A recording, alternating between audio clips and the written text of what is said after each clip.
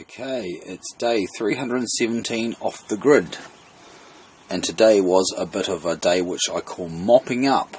In other words, I've done a few little things on these current projects to bring them towards a level of completion that I am happy to rest with. So what I did here in the B shed today was install this red voltmeter down here. I was sort of umming and ahhing about what to do for a meter. I've got this old multimeter here that I've converted to run off a permanent power supply and rigged it to just be a sort of a fixed meter.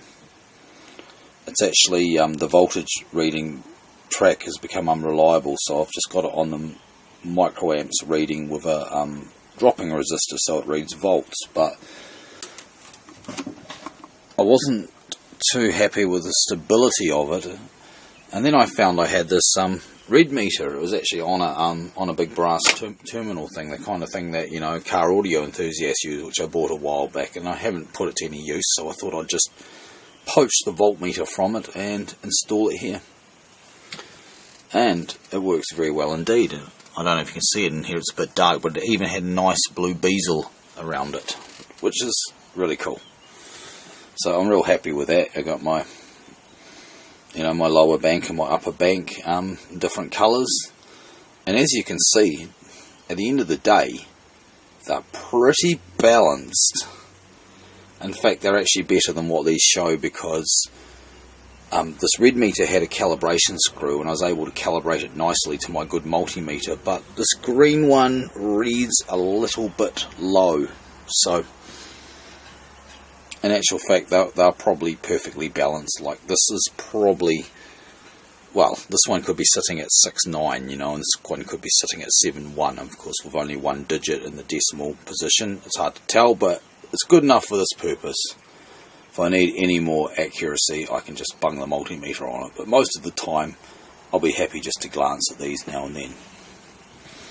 Although in many ways having these meters is almost superfluous, because with these two charge controllers it's guaranteed to stay in balance at the end of the day, because each half of the 24 volt bank is a separate 12 volt bank, so it's balanced. No need for any external balancers that'll just suck up current and stuff from the batteries to get them balanced or whatever. It just does it as it charges. I think that's pretty cool. I'm pretty happy with that. I did do some rewiring down here in the dark, which you definitely won't be able to see. I've left it a bit late to shoot this video, but down here in the dark is my battery bank, and I have rewired this for my massively parallel configuration, so that I'll point it at this so we can see something, at least while I talk about it. Yeah, so now is basically the lower bank is actually two 12 volt batteries in parallel, and the upper bank is again two 12 volt batteries in parallel. Before I had the usual combination that people have, two batteries in series, and then them parallel, but I had an extra wire connected at the junction points, so it's basically like an H-bridge. If you know what an H-bridge is, they're normally the things you have MOSFET drivers for motors and stuff, but you can wire batteries as an H-bridge as well, so it basically gives you like the two different ways of connecting the batteries in one, which it's kind of cool. But I ended up going for the massively parallel approach because I just simply wanted to know what all the currents were doing at all times. Because when you've got this sort of H-bridge configuration, there's one of the wires, the bridge wire, can be really random in the amount of current flowing through it, depending on what the charge controllers are doing, depending on what the batteries are doing. Current can flow either way in that cable, depending on what the loads are doing too. So yep, I've just wired them massively parallel. It was really simple to do. They actually look tidier even, and they actually used exactly the same amount of cabling as the H-bridge setup, so I didn't add any extra cable in there, so that's pretty cool. Maybe I should have shown that when it was a bit more light to see it, but you get the point. I did that. I wired the batteries. That was the first thing I did this morning, and then in the sort of the mid-afternoon I dug out the meter, and there was one more thing that I did today as part of this kind of mopping up, and I'm going to have to go into shed A to show you that, which we'll do now. Okay, and thanks to the magic of television, here we are now in shed A, and the work I did in here as part of mopping up was to tidy up my real-time diversion controller circuit a bit. Once I had this going and I had the link through to the other shed to take the excess current through, I was finding some issues of the reliability of the triggering of the circuit, and it turned out that what I needed to do was provide 2 returns to the boost battery separately from each side of this, each MOSFET basically, because this battery provides the voltage which turns on the MOSFETs, and I had to isolate that through 2 diodes. And I had it lying down here all in clip leads and stuff. I can't remember whether I actually made a video showing that or not. Maybe I didn't, but there were all this mess of clip leads just hanging down here in space, and it was all working really well. Well, today I decided I was just going to go ahead and get this permitization process over and done, so that's what I've done. I found in my spare parts, I found this 131B. Basically it's like half a bridge rectifier. It's a, I guess it's a full wave rectifier really. It's a double diode, you know, so it's got 2 diodes in one encapsulation with a common cathode and 2 anodes, and that's exactly what I needed. And it was a lot tidier to mount than 2 separate diodes. So the way that works is one's connected to the source of this diversion MOSFET through that white wire going to there, the source, and one's connected to the source of these 2 MOSFETs here, which is the main charging MOSFETs for this bank. Of course, down here, which you can see a bit better because I've got light in here, and that's connected here. It's actually connected after the blocking diode, and because that's the way it works better, and that's the way it is, so that's cool. And then the green wire just comes across to a terminal on my little terminal block here, and that's connected to the negative of the boost battery. I tidied up the positive one too, so now I've got rid of those clip leads, and the cable that takes the signal from the gate drive of the charge controller through to the circuit. I've made this little cable up, which is a lot like the cable I had on the old unit here, but it's got about a 470k resistor in here as a stopper, and I found that I needed to increase the value to that point to stop spurious triggering. So now there's no spurious triggering or crazy shit, and there's no craziness with a charge controller. It all works real nice, so I'm real pleased with it.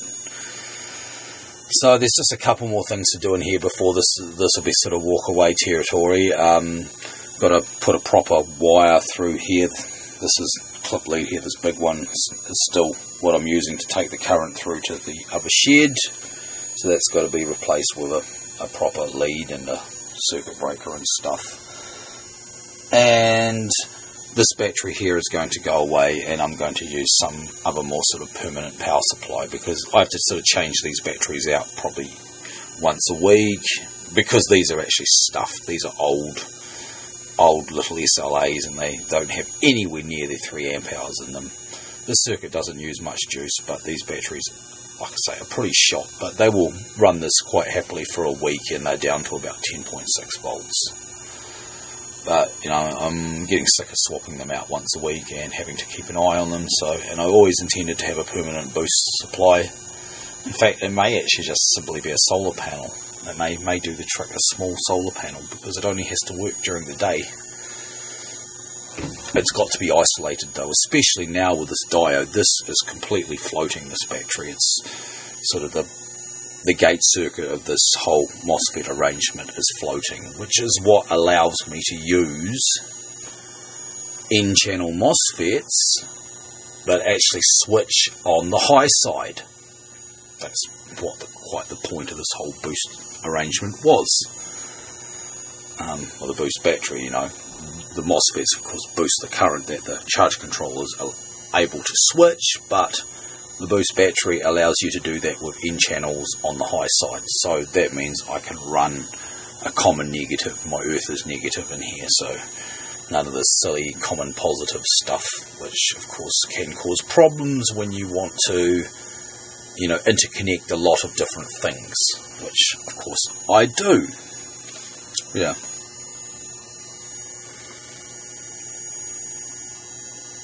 I sort of went to a site today sort of an off-the-grid community kind of thing. I just had a quick look at it and read over it. I want to check it out before, I get into any kind of, commenting on there and stuff. I don't want someone jumping down my throat or anything like that, Don't really want to start arguments on the internet. They just take a lot of time and energy up and basically get you nowhere. So, oh look, here's another little multimeter rigged up as a voltmeter. I sort of acquired these. These are only $6 each. Before I realised I could just order really, really cheap LED voltmeters from eBay or directly from China through places like, what's it called? New Frog and stuff, So at that point, before I discovered that, I thought, well, here's a cheap way to make a nice digital readout meters. Buy these $6 multimeters and just hook them up. Well, yeah, there we go. But anyway, yeah, getting back to this whole internet thing, I've been thinking about this for a while, but I realise there's basically two kinds of sort of solar people with systems and stuff. I mean, this is broadly speaking, of course. There's those that spend a lot of money and get a lot of really nice gear, and there's nothing wrong with that, of course. Some of them develop the attitude of, you've got to do things properly and all this kind of stuff because they have and stuff like that, what's it called, solsticism.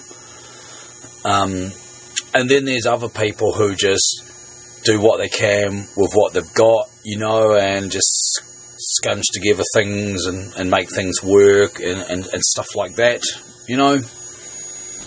And on the face of it, I'm probably in that second category, just using junk and whatever I can get my hands on, not spending any more money than I have to and stuff. But I think the difference is that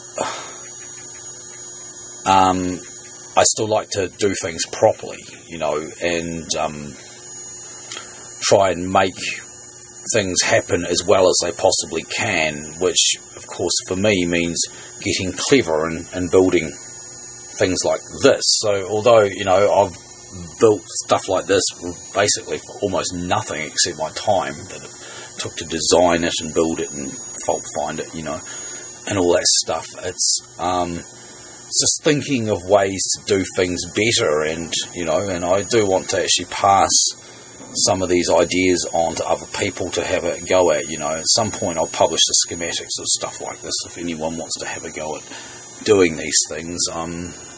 I've got a lot of value, I think, out of building these what I call boost circuits and being able to use a really small and cheap charge controller to switch a much bigger solar array than it could have ever done, because a lot of these little charge controllers, of course, have got the same algorithms in them as the big ones. They just don't have the flash screens and stuff, and they might not be all presettable and stuff, and they might not have voltage sensitive outputs that can switch relays and this and that, and they're not MPPT, of course.